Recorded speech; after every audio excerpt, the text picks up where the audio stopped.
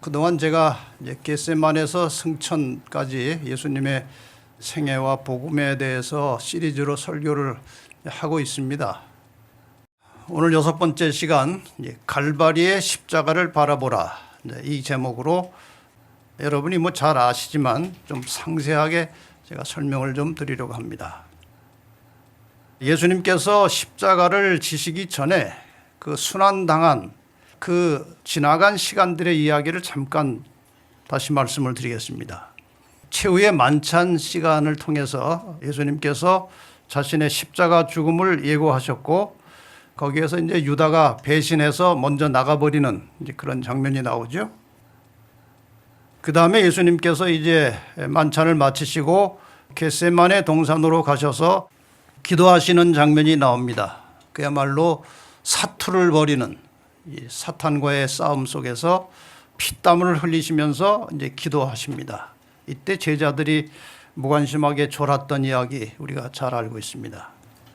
드디어 이제 한밤중이 되었을 때에 유다가 이제 자기의 그 음모를 실현하는 그런 과정에서 폭도들과 유대 관리들을 데리고 예수님 계신 곳으로 옵니다. 예수님께서 계신 곳을 유다가 너무나 잘 아니까 아주 쉽게 데리고 와서 그 폭도들이 예수를 잡아가는 그런 과정이 있었고, 잡혀간 다음에 이제 1단계로 유대의 재판을 받습니다. 유대 나라 재판을 1차로 받는데 전임 대제사장이었던 안나스에게서 일단 신문을 받고, 그 다음에 현 대제사장인 가야바의 신문을 거쳐서 이제 최종적인 법적인 결론은 산헤드린이 한 것이기 때문에 산헤드린에서 1차 결론을 내렸는데 그것이 한밤중에 한 것이라 이게 무효다. 그래서 이제 날이 밝은 다음에 이제 두 번째 다시 한번 회의를 거쳐서 예수님에게 사형 명령을 내립니다. 그러나 유대인들은 그 사형권이 없습니다. 로마의 재가를 받아야 되기 때문에 두 번째로 예수님은 로마의 재판을 받습니다.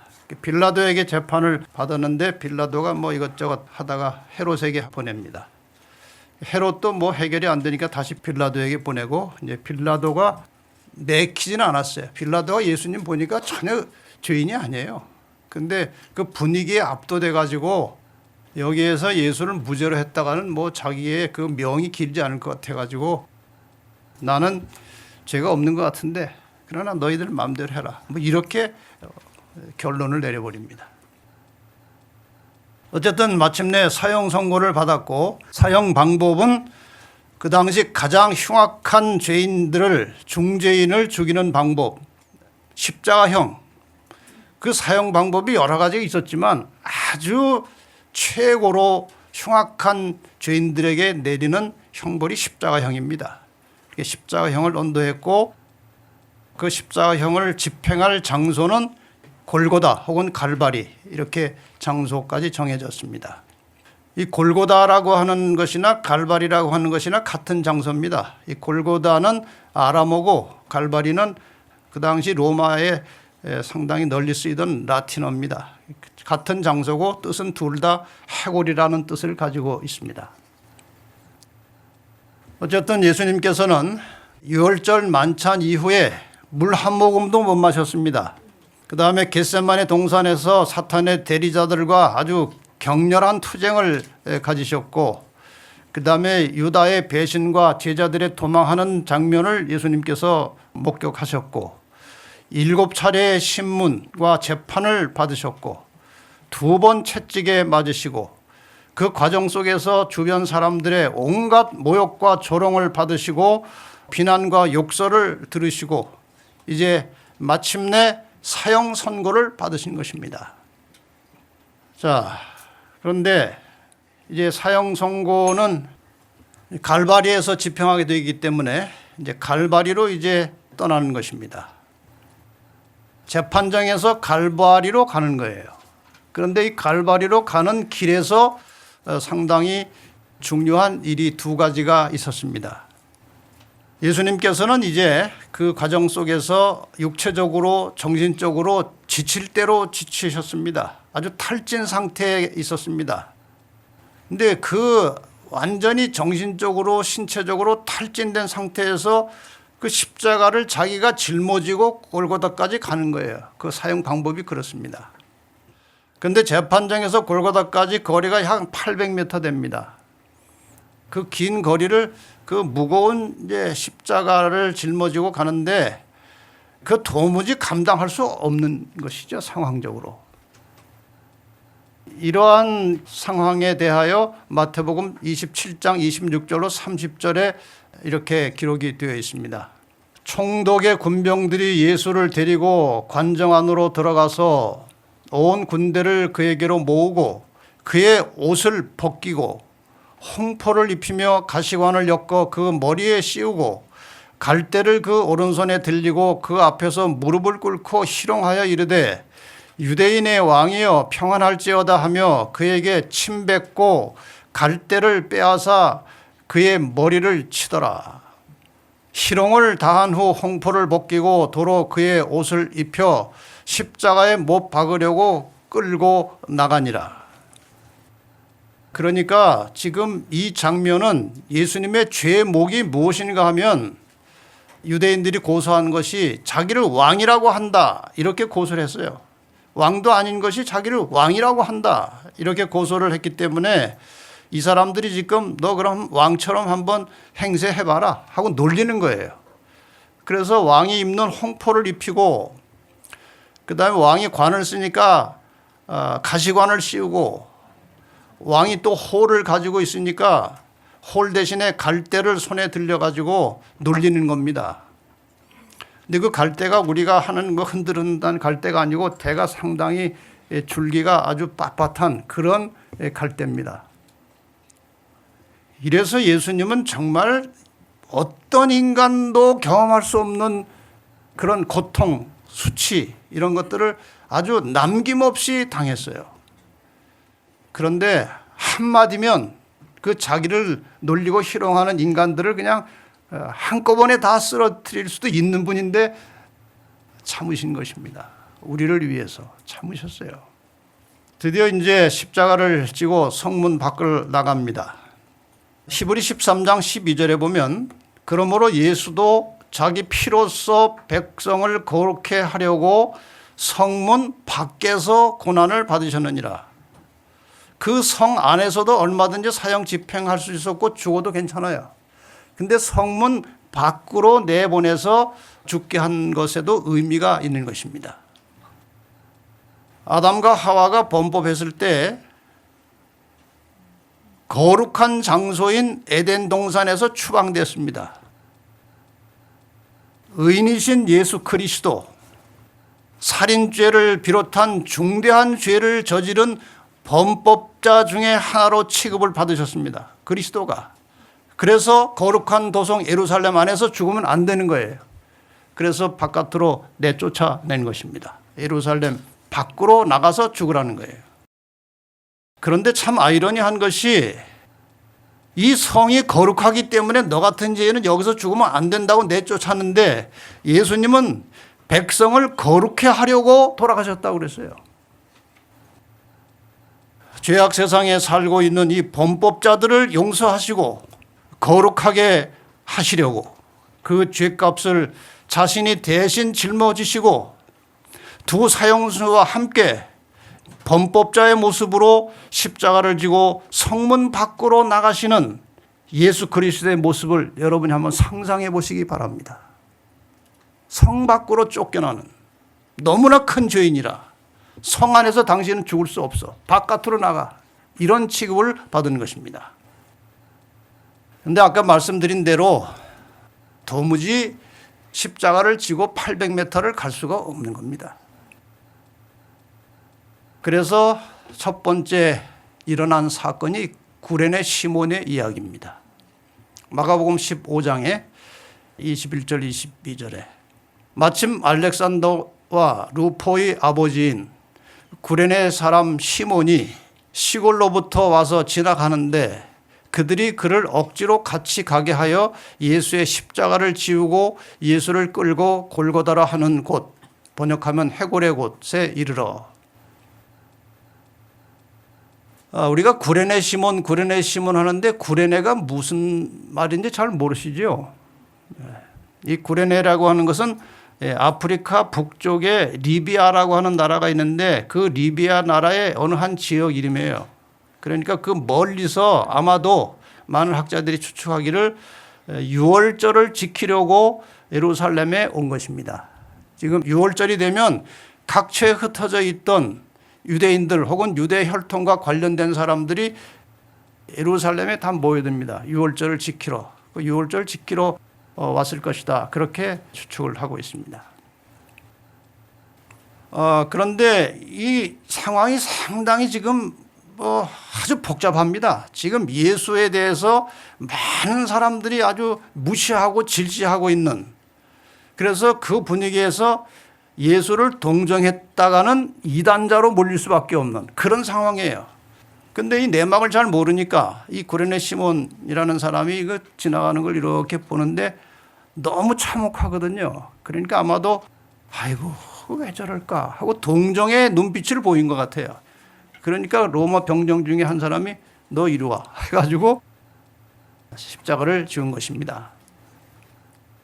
시몬은 예수님의 소문을 들었다.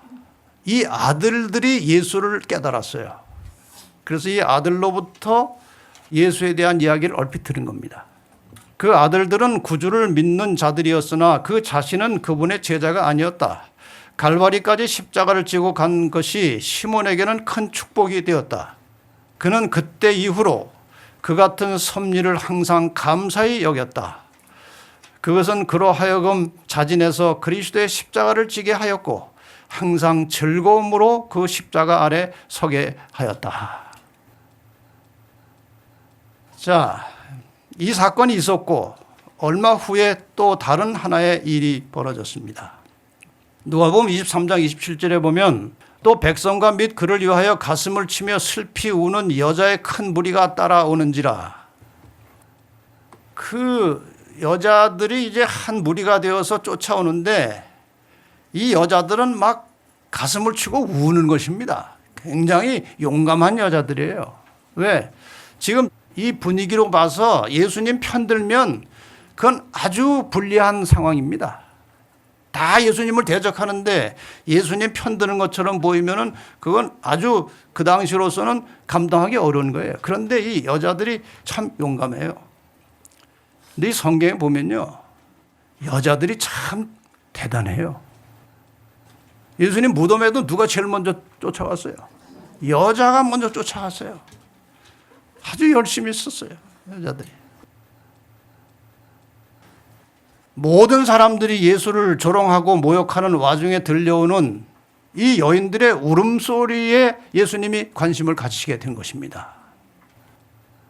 그런데 이들의 울음은 메시아의 고난과 죽음에 대한 슬픔이 아니고 단지 인간적인 동정심에서 나온 슬픔의 울음이었다는 겁니다. 예수님은 앞으로 다가올 예루살렘 멸망의 때에 지금 예수를 위해서 우는 이들이 다 잊어버리고 자녀들과 함께 멸망당할 것을 미리 내다보시고 이런 말씀을 하신 것입니다. 그 여자들이 예수님을 동정해서 막 우는데 예수님께서 먼 미래를 보니까 그 여자들과 애들이 예루살렘 멸망 때 비참하게 죽는 것을 보시는 거예요. 그래서 28절 29절에 예수께서 돌이켜 그들을 향하여 이르시되 예루살렘의 딸들아 나를 위하여 울지 말고 너희와 너희 자녀를 위하여 울라. 보라 날이 이르면 사람이 말하기를 잉태하지 못하는 이와 해산하지 못한 배와 먹이지 못한 젖이 복이 있다 하리라. 그 환난의 때가 오면 아이를 안고 아이를 데리고 그 일을 당하는 것보다 차라리 아이 없는 것이 훨씬 낫다는 이야기예요. 그만큼 그 재난과 고난이 고통스러울 것을 미리 말씀을 하시는 것입니다. 우리 그리스도인 신앙생활에서 중요한 것은 자기 자신의 상태를 돌아보고 올바로 깨닫는 것입니다. 참 불행하게도 많은 사람들이 자기 자신의 참 모습을 잘 모르고 살아요. 남들이 볼 때는 저러면 안 되는데 본인은 그렇게 하면서도 잘 모르는 것입니다. 이것이 인간이에요.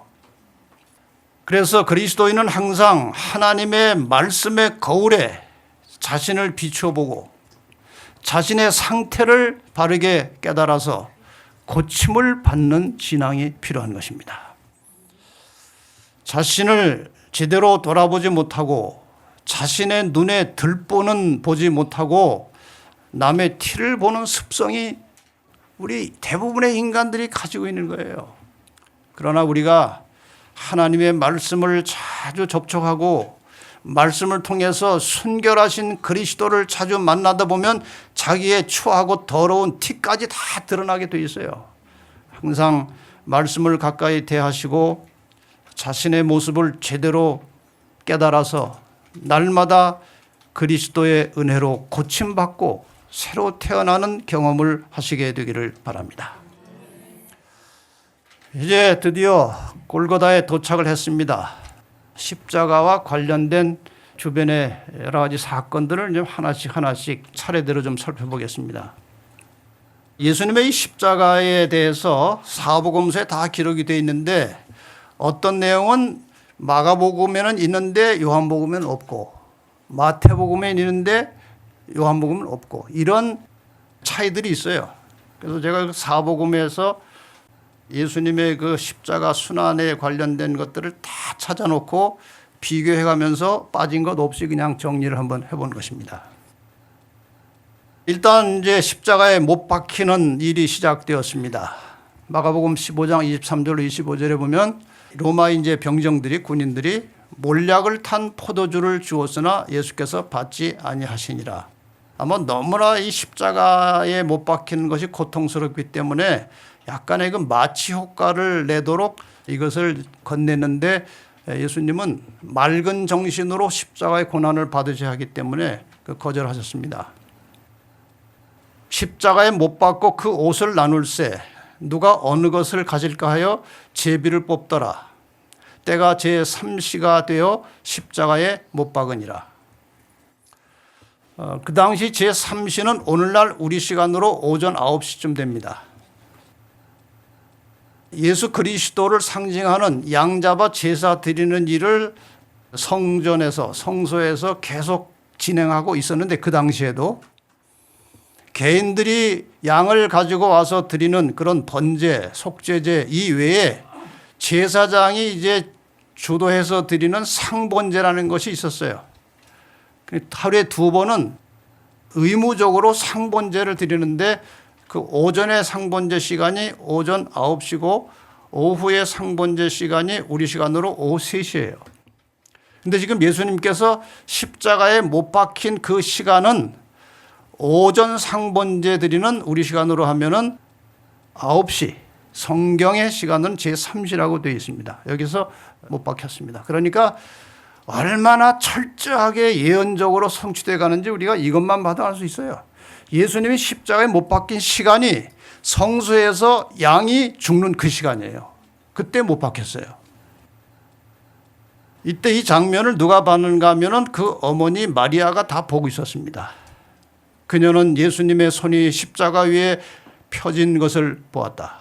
망치와 못을 가져왔다. 굵은 못이 부드러운 살을 뚫고 들어갈 때 비탄에 빠진 제자들은 거의 실신 상태에 있는 예수님의 어머니를 그 참혹한 장면으로부터 모셔갔다. 이건 경험해보지 못한 사람은 이게 얼마나 힘들고 고통스러운 것인지 잘 모르겠죠. 그런데 그 예수님을 그 못 박을 때 사용한 이 못이 어떤 못인지 이제 그 고증을 통해서 이제 견본으로 만들어진 게 저게 어디 사진에 있나 봐요. 근데 지금 걷기 운동 지도하시는 이강옥 교수님이 저거를 보고 실제로 실물을 만들어 봤어요. 오른쪽에 있는 게 그 이강옥 교수님이 이거 일하는 사람한테 가서 이렇게 만들어 달라고 이렇게 만들어 놓은 거예요. 못이 굵고 길어요. 왜냐하면은 사람 몸을 지탱하는 그런 무게를 견뎌야 되기 때문에 못이 굉장히 굵고 긴 거예요. 그 다음에 병사들이 창으로 찔렀다고 그럴 때 이 창이 이런 창이에요. 아주 날카로운 창입니다. 구주께서는 이런 상황이지만 한마디의 불평도 하지 않으셨다. 그분의 얼굴은 침착하고 평온했으나 이마에는 굵은 땀방울이 맺혀 있었다. 그 너무 힘들고 고통스럽지만 참으시는 거예요. 아프다고 소리 지르지 않으시는 거예요. 그래 참다 보니까 땀방울이 그냥 막 쏟아지는 것입니다. 이런 상황에서 이제 십자가에 못이 박혔습니다. 그런데 이런 와중에 예수님께서 기도하시는 장면이 나옵니다. 누가복음 23장 33절 44절에 이에 예수께서 이르시되 아버지 저들을 사하여 주옵소서 자기들이 하는 것을 알지 못함이니이다. 예수님은 자신의 고통보다 박해자들의 그 죄와 그 결과에 대해서 염려하셨습니다. 한마디도 불평이나 저주의 말씀 하지 않으셨습니다. 그들의 무지와 그 무지 때문에 저지르는 범죄에 대해서 깊은 동정심을 나타내신 것입니다. 어떤 상황에서도 불평하지 않는 그런 모습. 이건 우리가 그리스도인 생활을 통해서 본받아야 할 매우 중요한 장면입니다. 우리 사람은 살면서 자기하고 뭐가 맞지 않으면 불평을 합니다. 그리스도인은 가급적 불평을 하지 않고 살아야 됩니다. 모든 일에 있어서 하나님의 은혜에 감사하고 만족할 줄 아는 그런 삶이 필요한데 예수님께서 그 정확한 모본을 지금 보여주신 것입니다. 불평하지 않는 그런 모습, 또 자기 연민이나 자기 동정 때문에 남을 원망하는 것은 그리스도의 정신이 아닙니다. 아이고 어떻게 내가 이 모양이 됐지? 나를 이렇게 만든 자가 누구야? 남을 원망하는 거예요. 자기 연민 때문에. 더 나가서 이 기독교 신앙의 매우 중요한 정신은 용서하는 정신이에요. 지금 예수님께서 용서하시는 기막힌 장면을 보여주시는 것입니다. 지금 자기를 십자가에 못 박는 자들을 향해서 아버지 저들이 왜 저러는지 모르고 하는 것이니 용서해 주십시오. 우리 주기도문 가운데도 우리가 자주 외우는 말씀이 있죠. 우리가 우리에게 죄 지은 자를 용서해 준 것 같이 우리의 죄를 용서해 주옵시고. 그리스도인의 정신은 다른 사람의 실수나 잘못을 이해하고 용서하는 것입니다. 여러분 잠시 인간의 감정이 상할 수 있지만 그거를 품고 살면 안 됩니다. 늘 다른 사람을 용서하고 사시기를 바랍니다. 그런데 이 기도에 대하여 시대의 소망에 이렇게 기록하고 있습니다. 그리스도께서 원수들을 위하여 들으신 그 기도는 온 세계를 포함한다. 그것은 이 세상이 시작한 때로부터 끝날 때까지 이 땅에 살았거나 앞으로 살게 될 모든 죄인을 포함한다. 모든 사람에게 하나님의 아들을 십자가에 못 박은 죄가 놓여 있다. 우리 죄 때문에 주님이 십자가에 못 박혔습니다. 그 예수님의 십자가에 못 박는데 거기에 우리 죄도 올려져 있는 거예요. 용서는 모든 사람에게 값없이 제공되었다.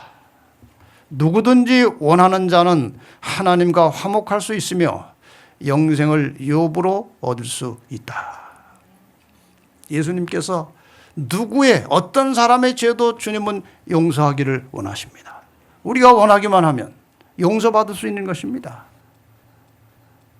드디어 이제 십자가 못이 다 박히고 이 십자가를 들어서 구덩이에 이제 묻으려면 넣어야 됩니다. 그때 예수께서 십자가에 못 박히시자마자 힘센 사람들이 십자가를 들어 준비된 구덩이에 난폭하게 던져 세웠다. 이것이 하나님의 아들에게 가장 격심한 고통을 주었다. 여러분 그 십자가에 그 못 박혀 있는 상태인데 그 안 그래도 통증이 얼마나 심하겠습니까? 근데 그거를 구덩이에 넣는 사람들이 이거를 너무 갑자기 넣으면은 많이 아프겠지? 살살 해야지? 그러겠습니까? 그냥 사정없이 구덩이에 떨어뜨린 것입니다. 그 통증은 상상할 수 없는 거예요.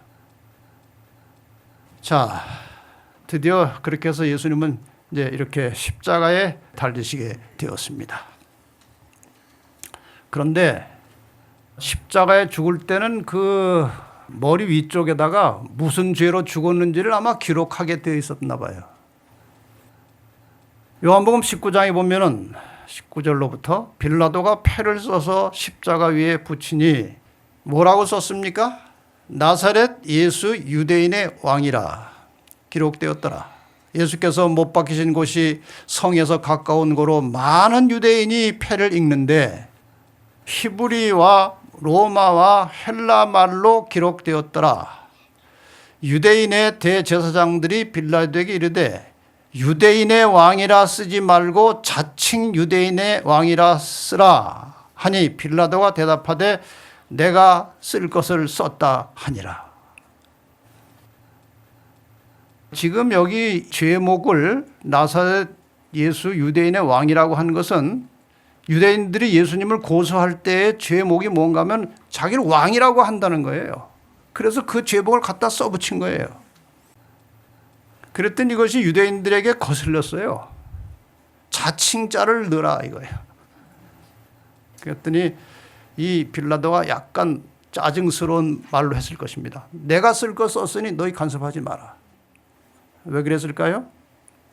빌라도가 지금 예수를 십자가에 못 박히지 않게 하려고 애를 썼는데 그들의 그 분위기와 엄청난 폭도들의 그 상황에 못 이겨서 할 수 없이 사형을 시켰기 때문에 화가 나 있었어요.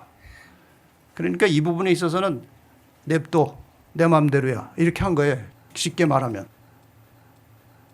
그런데 이것이 3개국어로 쓰여졌다는 것입니다. 여기 팻말에 이제 유대인의 왕이라고 썼는데 어느 나라 말로 썼는가 하면은 히브리어, 헬라어, 라틴어 이렇게 세 나라 말로 썼어요. 그러니까 이게 무슨 의미가 있는 것입니까? 지금 많은 유대인들이 유대 나라를 떠나서 살던 유대 나라 밖에서 태어나서 살던 유대인들도 많이 왔어요. 6월절 지키러. 그러니까 유대인들이 쓰는 언어를 모를 수 있어요. 헬라어를. 그러니까 세 나라 말로 써가지고 외지에서 온 모든 사람들이 저분이 누군지를 깨닫고 그 사실을 자기 있는 각처로 돌아가서 전하도록 한 것입니다. 그러니까 이것은 절대로 우연이 아니에요. 예수님은 유대인만의 왕이 아니고 온 세상 우주의 왕이십니다. 그분이 온 세상의 왕이라는 사실을 인정하십니까? 네. 그러면 그 다음에 왕의 명령은 순종해야 하는 것입니다. 우리가 그리스도를 왕으로 모시고 있다는 증거가 무엇이냐? 그분의 명령의 말씀에 순종하는 것입니다. 만약 왕의 말에 순종하기가 싫으면 다른 왕국으로 가면 돼요. 그러나 우리가 주님을 왕으로 모시고 있다면 그분의 말씀에 즐겨 절대적으로 순종하는 그리스도인의 삶을 사시기를 바랍니다. 예수님의 머리 위에 패를 붙이도록 한 것은 빌라도나 유대인들보다 더 높은 권세에 의해서 지시된 것이었다. 그것은 하나님의 섭리 가운데서 생각을 일깨우고 성경 말씀을 연구하도록 각성시킬 것이다. 그분이 어떻게 해서 왕일까? 이제 연구를 하라는 것이에요. 그리스도께서 십자가에 못 박히신 곳은 예루살렘 성에서 가까운 곳이었다. 그때 예루살렘에는 여러 나라에서 온 많은 백성들이 있었으며 나사렛 예수가 메시아라고 선언한 이 패는 그들의 주목을 끌었다. 그것은 하나님께서 인도하신 손에 의해서 기록된 산 진리였다. 이렇게 해서 예수님의 죽음의 소식과 함께 그 복음이 여러 다른 나라로 퍼져나가기 시작한 것입니다. 이 모든 것이 다 하나님의 섭리의 손길에 의해서 만들어진 것입니다. 그 다음에 이제 이 옷을 벗겨서 십자가에 못 박았습니다. 이 십자가는 아주 수치스러운 죽음이에요. 우리가 뭐 예수님 십자가에 돌아가실 때는 뭐 좀 가리고 있지만 실제로는 그냥 다 벗겨서 십자가에 못 박아서 아주 잔인하게 죽이는 거예요. 아주 부끄럽고 잔인한 죽음이 십자가형입니다. 그런데 이제 예수님의 옷이 벗겨져 있는데 그 옷을 이제 처리하는 과정입니다. 병정들이 그를 나눠 가지는 거예요. 군인들이 예수를 십자가에 못 박고 그의 옷을 취해서 네 깃에 나누어 각각 한 깃을 얻고, 뭐 우리가 정확한 상황은 모르지만 뭐 이렇게 저렇게 네 조각이 있었나 봐요. 속옷도 취하니. 근데 이 속옷은 호지 아니하고 위에서부터 통으로 짠 것이라 군인들이 서로 말하되 이것은 이 한 통 하나로 되어 있으니까 찢지 말고 누가 얻나 제비 뽑자 해서 이제 예수님 십자가에 돌아가시는데 이 무지한 로마 병정들이 그 밑에서 제비 뽑아서 옷 나눠 가지는 장면. 이것이 무지몽매한 인간들의 모습이에요. 그런데 시편에 보면 이렇게 될 것까지 예언이 되어 있다는 것입니다. 시편 22편 다윗이 쓴 시인데 이것은 예수 그리스도를 표상하는 시였습니다. 개들이 나를 에워쌌으며 악한 무리가 나를 둘러 내 수족을 찔렀나이다. 수족, 손과 발, 못에 찔렸습니다. 내가 내 모든 뼈를 셀 수 있나이다. 저희가 나를 주목하여 보고 내 겉옷을 나누며 속옷을 제비 뽑나이다. 이건요, 예수님 돌아가시기 한 1000년 전에 기록된 것인데 이렇게 정확하게 예언이 성취되면서 이 군인들은 그것이 예언의 성취라는 것도 모르고 제비 뽑아서 옷을 나눠 갖는 것입니다. 그런데 여기 시대 소망 가운데 참 감동적인 글귀가 하나 있어서 소개해드립니다. 제가 제목을 전화유복이라고 이렇게 제목을 붙였는데 유대인들이 예수를 조롱하며 한 말들이 나중에 그것이 많은 사람들에게 하나님의 말씀을 연구할 수 있는 단서가 되었다는 겁니다. 마태복음 27장 39절로 43절에 제가 좀 빨리 읽겠습니다. 지나가는 자들은 자기 머리를 흔들며 예수를 모욕하여 이르되 성전을 헐고 사흘에 짓는 자여 내가 만일 하나님의 아들이어든 자기를 구원하고 십자가에서 내려오라 하며 그와 같이 대제사장들도 서기관들과 장로들과 함께 희롱하여 이르되 그가 남은 고연하실 때 자기는 구원할 수 없도다. 그가 이스라엘의 왕이로다. 지금 십자가에서 내려올지어다. 그리하면 우리가 믿겠노라. 그가 하나님을 신뢰하니 하나님이 원하시면 이제 그를 구원하실지라. 그의 말이 나는 하나님의 아들이라 하였도다. 여기 아주 중요한 두 문장이 나옵니다. 그들의 조롱하는 말 가운데 그가 이스라엘의 왕이로다. 나는 하나님의 아들이라. 이것이 후에 많은 사람들에게 연구 제목이 됐다는 거예요. 조롱하던 자들은 그들의 증언이 그 후 각 시대를 통하여 전해 내려가리라고는 전혀 생각지 못했다. 그러나 비록 조롱으로 한 말이지만 그 말은 사람들로 하여금 전에 없이 열성적으로 성경 말씀을 연구하게 하였다. 지각 있는 사람들은 듣고 연구하고 생각하고 기도했다. 그리스도의 사명을 이해할 때까지 성경절들을 비교하며 연구하기를 조금도 쉬지 않은 자들이 있었다. 그분이 십자가에 달리셨을 때처럼 예수님이 잘 알려진 때는 전에 결코 없었다. 십자가에 못 박히신 장면을 바라보고 예수님의 말씀을 들은 많은 사람들의 마음속에 진리의 빛이 비치고 있었다. 예수님께서 높이 들림을 받으셨습니다. 그 십자가의 죽음을 통해서 예수님의 소식과 소문은 아주 신속하게 그 주변의 많은 나라들로 퍼져나가게 된 것입니다. 이것이 다 하나님의 섭리위에서 있었던 일이죠. 그 다음에 이제 십자가에 달리신 상태에서 있었던 중요한 몇 가지 사건을 여러분이 잘 아십니다. 지금 예수님은 혼자 돌아가신 게 아닌 거 아시죠? 옆에 다른 두 강도가 같이 십자가형을 받고 죽었습니다. 그런데 마태복음 27장 38절에 보면은 이때 예수와 함께 강도 둘이 십자가에 못 박히니 하나는 우편에 하나는 좌편에 있더라. 그럼 누가 중앙에 있었던 거예요? 예수님이 가운데 있었습니다.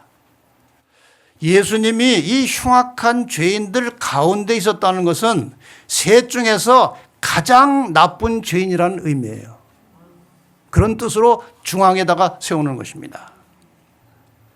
그러니까 예수님께서 죄값을 치르신 저 십자가의 고통은 이 세상에서 가장 흉악한 죄인도 구원받을 수 있다는 사실을 보여주는 것입니다. 어떠한 죄인도 구원받을 수 있다는 것을 예수님이 보여주신 것입니다. 자기 죄가 아니거든요. 저 중범죄로 몰린 것은 자기 죄가 아니고 우리 죄를 뒤집어 쓴 상태로 돌아가신 거예요. 어떤 흉악한 죄인도 주님께서 구원하실 수 있다는 것입니다. 마가복음 15장 32절에 보면 함께 십자가에 못 박힌 자들도 예수를 욕하더라. 그러니까 처음에는 이 두 강도가 다 예수를 욕했습니다. 둘 다 조롱했어요. 그런데 예수님의 그 모습을 지켜보던 한쪽의 강도의 마음에 변화가 일어난 것입니다.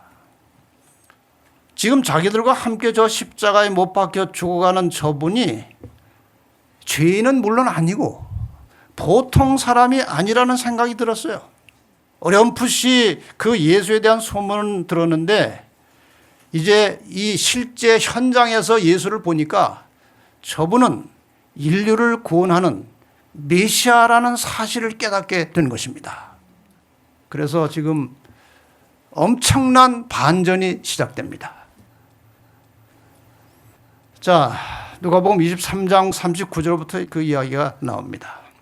달린 행악자 중 하나는 비방하여 이르되 내가 그리스도가 아니냐 너와 우리를 구원하라 하되 하나는 그 사람을 꾸짖어 이르되 내가 동일한 정죄를 받고서도 하나님을 두려워하지 아니하느냐 우리는 우리가 행한 일에 상당한 보응을 받을 것이니 이에 당연하거니와 우리는 마땅히 죽을 죄인이더라. 우리 죄 때문에 이 사람이 행한 것은 옳지 않은 것이 없느니라 하고 이르되 예수여 당신의 나라에 임하실 때에 나를 기억하소서 하니.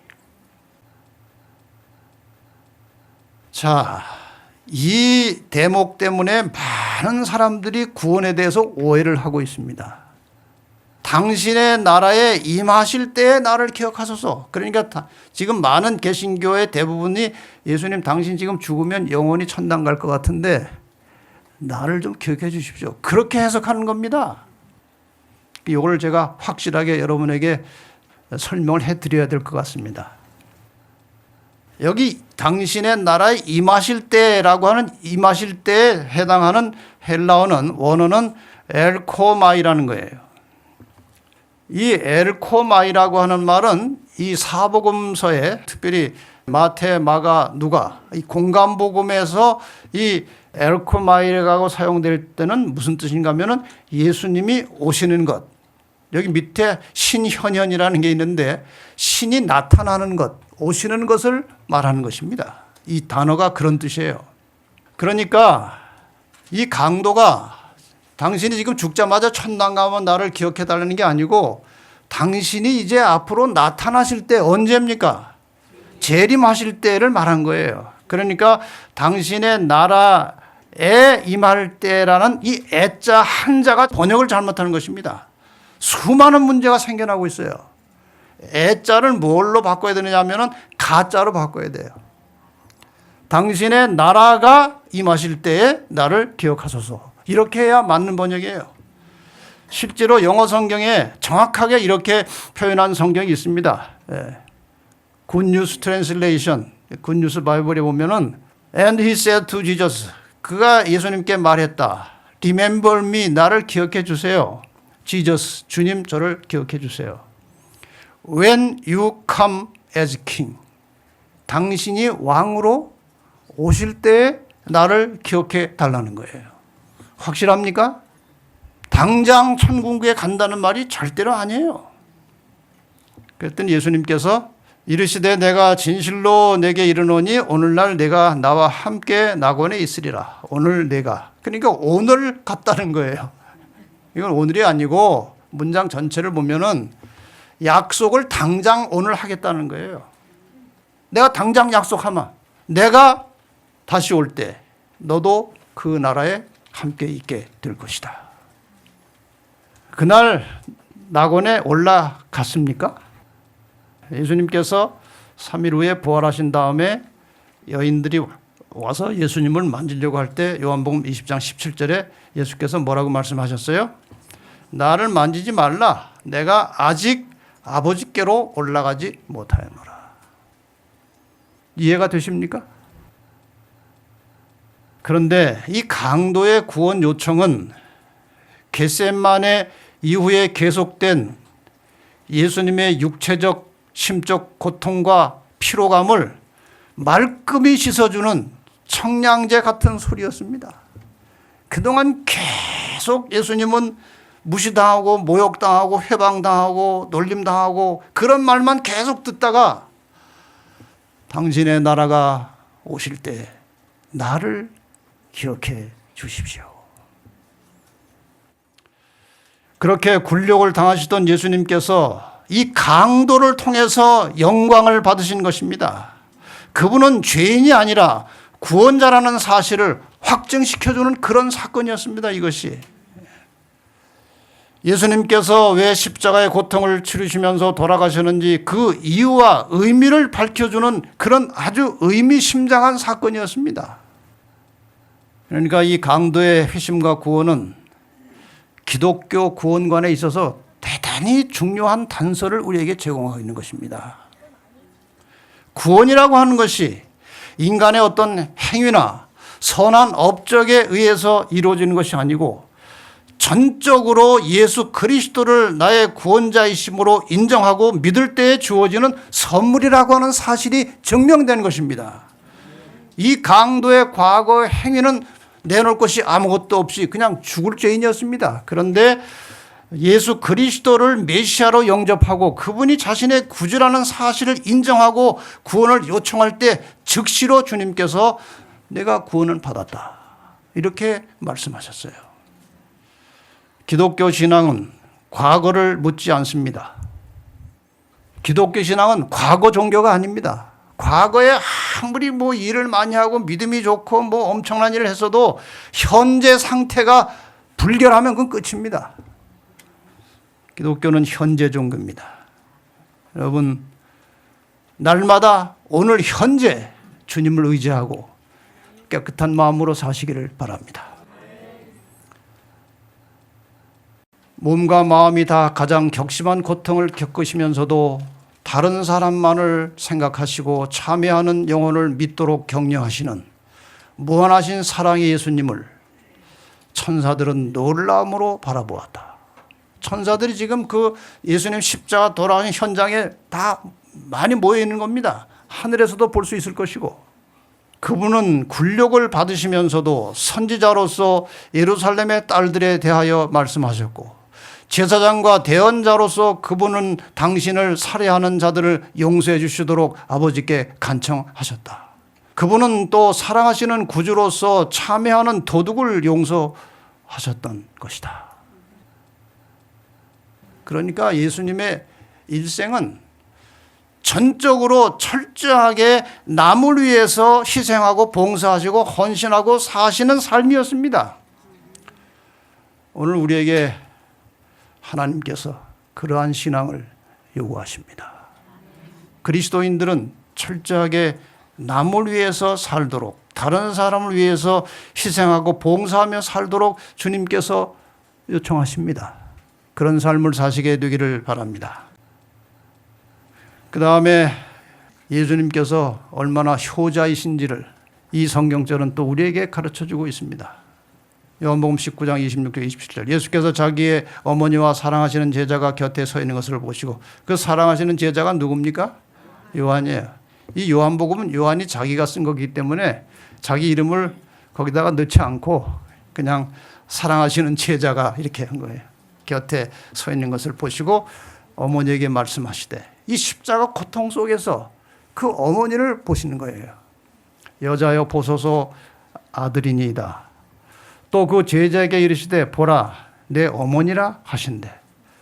그러니까 앞으로 마리아 내 어머니를 내 어머니처럼 모시고 살라는 거예요. 이후로 사도 요한은 마리아를 자기 집에 모시고 가서 같이 살다가 예루살렘 멸망할 때 함께 펠라라는 곳으로 이제 피신해 간 그런 역사적 기록이 나옵니다. 예수님의 고통에 대한 시대 소망 기록을 몇 구절 읽겠습니다. 예수님의 고통은 십자가에 못 박히는 통증이나 사람에게 당하는 치욕이나 죽음에 대한 공포가 아니었다. 그분의 고통은 인간이 죄에 물들어 있기 때문에 죄의 흉악성을 제대로 알지 못하고 있음을 아는 그런 고통이었다. 인간들이 죄악에 너무 깊이 빠져 있기 때문에 죄의 권세로부터 해방되기를 원하는 사람이 많지 않음을 아셨다. 하나님의 도움 없이는 모든 인간들이 멸망할 수밖에 없는데 사람들이 하나님을 찾지 않는다는 것이었다. 이것이 예수님께 큰 고통이에요. 모든 인류의 죄가 그분 위에 놓여졌기 때문에 그 죄로 인하여 하나님과 분리되지 않을까 하는 두려움도 있었다. 지금 자기는 인간의 모든 죄를 뒤집어 쓰고 그 죄값으로 지금 십자가에 못 박히는데 하나님이 죄를 얼마나 싫어하시는지, 얼마나 하나님은 본성적으로 죄와 공존할 수 없는 분인지 예수님이 다 아십니다. 그래서 이 내가 인류의 죄를 뒤집어 쓴 것 때문에 하나님과 분리되는 것이 아닌가 하는 그런 염려도 있었다고 그랬어요. 인류에 대한 깊은 사랑과 그들의 불신, 이러한 고민이 너무 컸기 때문에 육체적 고통을 거의 느낄 수 없었다. 그러니까 그 예수님의 정신적 고통이 얼마나 컸으면 그 십자가의 육체적 고통을 느끼지 못할 정도였겠느냐 하는 거예요. 여러분, 예수님을 그렇게 고통스럽게 만드는 것이 우리의 죄입니다. 우리가 그런 죄를 다시 범한다면 또 예수님을 십자가에 못 박는 것 아니겠습니까? 항상 죄를 깨끗하게 씻고 살아가는 그리스도인들이 되시기를 바랍니다. 그분이 마신 잔을 그처럼 쓰게 하고 하나님의 아들의 심장을 파열시킨 것은 하나님의 진노를 가져올 죄의식이었다. 이것 때문에 심장이 터져서 돌아가시는 거예요. 십자가에 못 박혀 돌아가시는 것이 아니고, 그 사실을 좀 설명을 조금만 더 드리겠습니다. 자, 이제 예수님의 마지막 순간입니다. 오전 9시 3시에 십자가에 못 박히셨고 낮 12시부터 오후 3시, 그러니까 6시부터 9시까지 갑자기 하늘에 해가 가려지고 무시무시한 흑암과 번개와 지진이 있기 시작했습니다. 도무지 상상할 수 없었던, 있을 수 없는 일이 예수님의 죽음과 함께 벌어진 것이고 많은 사람들은 이것 때문에 두려워 떨고 있었어요. 제사장들은 이런 틈바구니에서 저 예수가 십자가에서 내려오면 어떻게 할까, 그런 걱정까지 했어요. 그런데 여기 이런 말씀이 있어요. 그 짙은 어두움으로 인하여 하나님의 임재가 가려졌다. 그분은 어두움으로 장막을 만드시고 그분의 영광을 인간의 눈으로부터 감추셨다. 하나님과 그의 거룩한 천사들은 십자가 곁에 계셨다. 예수님 돌아가실 때 하나님과 천사들이 그 곁에 계셨다는 겁니다.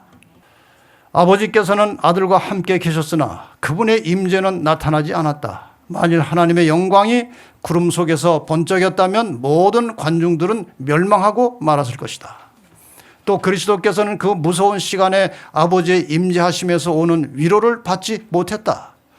그분은 홀로 포도즙 틀을 밟으셨으며 백성 가운데 그분과 함께한 사람은 하나도 없었다. 홀로 포도즙 틀을 밟겠다는 그 말씀도 이렇게 성취가 된 것입니다. 드디어 이제 운명할 시간이 되었습니다. 그때 예수님께서 십자가 위에서 외친 말씀이 엘리 엘리 라마 사박다니, 해석하면 나의 하나님 어찌하여 나를 버리셨나이까. 그 다음 말씀은 내가 목마르다. 인성으로 고통을 당하시고 돌아가시는 예수 그리스도, 인자이신 예수 그리스도에 대한 표현입니다. 목마르다. 그 다음에 다 이루었다 말씀하시고, 이 다 이루었다는 말씀은 다음 시간에 이 한 제목만 가지고 한 챕터가 있습니다. 그때 설명을 더 드리겠습니다. 마지막에 아버지여 내 영혼을 아버지 손에 부탁하나이다 하고 잠드셨고, 그 시간은 오후 3시였습니다. 예수님은 오전 9시부터 오후 3시니까 6시간 동안 십자가에 매달려 계셨던 것입니다. 자, 유대인들의 또 다른 요청이 들어왔습니다.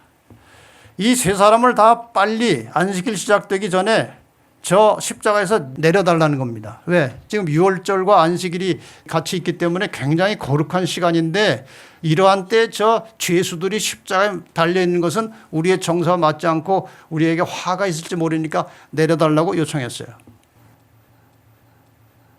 근데 아직 안 죽었습니다. 예수님은 돌아가셨는데 다른 강도들은 아직 안 죽었어요. 저렇게 십자가에 못 박히면은 보통 그날 지나고 그 다음 날 죽든지 그 다음 날 죽어요. 그렇게 수명이 오래 가는 거예요. 그렇게 금방 죽지 않아요. 그렇게 고통스러운 시간을 오래 끌수록 이 사형이 무서운 겁니다. 그래서 이제 군인들이 빨리 죽여야 되니까 군인들이 가서 예수와 함께 못 박힌 첫째 사람과 또 그 다른 사람의 다리를 꺾고 예수께 이르러서는 이미 죽으신 것을 보고 다리를 꺾지 아니하고 그중 한 군인이 창으로 옆구리를 찌르니 곧 피와 물이 나오더라. 이게 상당히 중요한 의미가 있는 것입니다. 왜 다리를 꺾느냐? 다리를 꺾으면 몸이 쭉 늘어져 버려요. 그러니까 빨리 죽는 겁니다. 그래서 빨리 죽이려고 다리를 꺾었어요. 근데 예수님 보니까 이미 죽었어요. 창으로 찔르니까 물과 피가 나온다는 것은 죽었다는 증거예요. 그 당시 상식으로. 왜 예수님께서 뼈가 꺾이지 않으셨는가? 출애굽기 12장 46절에 보면은 예수님을 표상하는 유월절 양을 잡을 때 그 양 고기를 조금도 집 밖으로 내지 말고 뼈도 꺾지 말지며, 그러니까 예수님을 상징하는 그 유월절의 어린 양을 잡을 때는 뼈를 꺾으면 안 되는 거예요. 이것이 바로 예수님께서 장차 돌아가실 때 뼈가 꺾이지 않을 것을 예언한 것입니다. 이렇게 해서 예수님은 뼈가 꺾이지 않은 채 일찍 돌아가셨어요. 스가랴 12장 10절에 보면 그들이 그 찌른 바 그를 바라보고 그를 위하여 애통하기를 독자를 위하여 애통한 듯하며, 예수님을 찌르겠다고 하는 예언도 있어요. 다 나오죠. 여기에 뼈를 꺾지 않았고 창으로 옆구리를 찔렀다. 그 예언이 이렇게 해서 성취된 것입니다. 마지막으로 예수님께서 돌아가실 때에 세 가지 중요한 사건이 벌어졌습니다. 그 하나가 무엇입니까? 27장 51절. 이에 성서 휘장이 위로부터 아래까지 찢어져 둘이 되고, 그러니까 성소와 지성소를 가로막고 있던 휘장이 있었는데 그 휘장 속에는 아무도 못 들어갑니다. 대제사장이 속죄일에만 들어가는 거예요. 근데 그 휘장이 다 찢어져 버렸어요. 그 안에 법궤가 있고 쉐케나가 있는데 그게 다 찢어졌으니까 이제 다 끝난 겁니다. 더 이상 제사 드릴 필요도 없고 제사장도 필요 없고 대제사장도 필요 없는 것입니다. 또 하나의 사건은 이것입니다. 27장 51절 52절. 땅이 진동하며 바위가 터지고 무덤들이 열리며 자던 성도의 몸이 많이 일어나되, 이 사람들은요 예수님께서 운명하시는 순간에 무덤들이 터지고 열려서 부활한 사람들입니다. 이 사람들이 언제 나타나는가 하면 예수님이 부활하신 후에 사람들에게 나타났습니다. 그리고 계시록에 나오는 24장로가 이때 부활한 사람들이 하늘로 올라갔을 것이다. 그렇게 해석하고 있습니다. 나중에 또 공부할 일이 아니에요. 그 다음에 이제 하나는 이것입니다. 이건 성경에는 없는데 이제 그 당시 상황을 이렇게 설명합니다. 모든 것이 공포와 혼란뿐이었다. 제사장은 희생제물을 주기로 했으나 칼은 그의 무기력한 손에서 떨어지고 양은 도망쳐 버렸다. 이때가 오후 3시입니다. 상번제 시간이었고 제사장이 양을 잡아서 번제를 드리는 시간이었는데 이 시간에 누가 돌아가셨어요? 실체가 돌아가셨으니까 이때 이 양은 나는 안 죽어도 된다는 거예요. 왜? 실체가 돌아가셨으니 내가 왜 죽어? 하고 제사장이 손을 뿌리치고 도망갔다고 그랬어요. 참 놀라운 예언의 성취가 이렇게 해서 이루어진 것입니다. 그동안 오랜 세월 드려지던 성소의 제사 제도가 이렇게 끝난 겁니다. 저기에 드려지던 수많은 양의 희생은 장차 있을 예수님의 십자가 죽음을 예표하는 것입니다. 그런데 이제 그 실체가 원형이 돌아가셨으니 양은 더 이상 죽을 필요가 없다는 것입니다. 히브리 10장 7절에 보면은 예수님의 심정을 이렇게 표현합니다. 이에 내가 말하기를 하나님이시여 보시옵소서, 두루마리 책에 나를 가리켜 기록한 것과 같이, 두루마리 책은 구약 성경을 말하는 거예요. 구약에 기록한 것 같이 하나님의 뜻을 행하러 왔나이다. 구약의 어린 양으로 예표하던 그 어린 양으로 죄를 해결하던 그것을 제가 실제로 내가 죽음으로 인간의 죄를 용서하러 왔습니다. 9장 12절 자기 피로 영원한 속죄를 이루사 단번에 성소에 들어가셨느니라. 여기 성소는 틀림없이 지상 성소는 끝났고 이건 하늘 성소를 가리키는 것입니다. 자, 이렇게 해서 제사제도가 다 폐지되었고 성경에서 말하는 하나님의 율법이 폐지되었다고 하는 것은 십계명이 아니라 제사제도와 관련된 모든 법들이 십자가 죽음으로 폐지되었다는 것입니다. 거기 십계명은 절대로 포함할 수 없는 것이죠. 모형이 하나님의 아들의 죽음으로 원형과 마주쳤다. 모형이 뭐예요? 양입니다. 하나님의 아들의 죽음으로 원형과 예수 그리스도이십니다. 마주쳤다. 큰 희생이 이루어졌다. 지성소로 가는 길은 열렸다. 휘장이 다 찢어졌어요. 하나님이 존재하시는 지성소로 들어가는 문이 열린 것입니다. 새로운 삶의 길이 만민을 위하여 준비되었다. 더 이상 죄 많고 슬픔에 찬 인간들은 대제사장이 나오는 것을 기다릴 필요가 없었다. 이제부터 구주께서 모든 하늘에서 제사장과 대언자로서 직무를 행하실 것이다. 이것은 마치 예배하는 자들에게 힘있는 목소리로 다음같이 말하는 것 같았다. 이제 죄를 위한 모든 희생과 제사는 끝났다. 이렇게 해서 주님을 통해서 우리는 죄를 해결하고 하나님의 보좌로 나갈 수 있게 된 것입니다. 하나님의 보좌는 법궤에 있습니다. 이 지상에서도 그렇고 하늘에서도 하나님의 존재는 법에 기초한 것입니다. 히브리 4장 16절 그러므로 우리가 긍휼하심을 받고 때를 따라 돕는 은혜를 얻기 위하여 은혜의 보좌 앞에 담대히 나갈 것이니라. 그전에는 휘장이 가려져 있었어요. 그 은혜의 보좌에는 대제사장만 들어가는 것입니다. 그런데 이제 휘장이 찢어졌어요. 우리가 다 예수 그리스도를 통해서 하나님을 만날 수 있게 된 것입니다. 그래서 베드로전서 2장 9절에 이 말씀이 나오죠. 오직 너희는 택하신 족속이요 왕같은 제사장들이요 거룩한 나라요 그의 소유된 백성이니. 이게 우리의 호칭이 얼마나 여러 가지입니까? 뭐예요? 택하신 족속이요 왕같은 제사장들이요. 여러분 이 왕같은 제사장들이라는 말을 잘 새겨주시기 바랍니다. 그 왕같은 제사장들이 말이에요.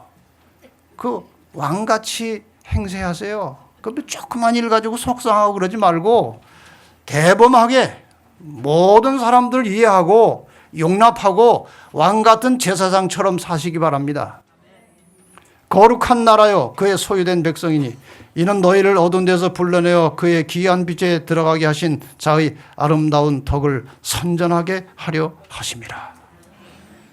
이렇게 위대한 직책을 받으셨으니 하나님의 아름다운 덕을 복음의 소식을 다른 사람들에게 신실하게 증거하며 전하며 사시기를 바랍니다.